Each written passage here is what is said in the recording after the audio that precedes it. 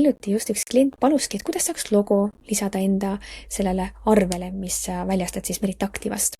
Ja jällegist kõik toimub siit selle seadistuste alt.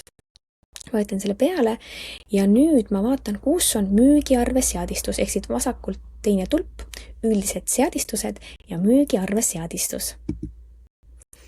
Ja nüüd siit valid müügiarve disain.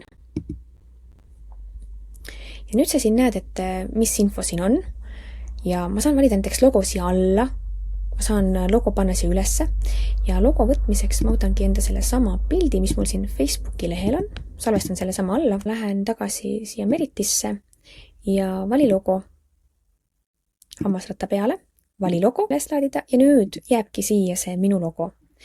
Ja kui ma tahaksin seda logo natukene timmida, et ma lõikan ta natukene küljed ära, siis ma saan seda eelmalt teha ja siis alles laen selle siia ülesse. Ja muidugi jälle salvesta. Ja saan vaadata ka siit otse, et PDF eelvaade arve välja näeks. Et siin oleks minu logo ja kui ma tahaksin, et oleks ilusamini siinpool, siis ma peaksin natukene seda enda logo liigutama. Ja mida ma saan veel teha siit? Ma saan vahetada värvi. Minu isest brändi värv on ka helesinine, nii et mulle see sobiks hästi, mis siin praegu on.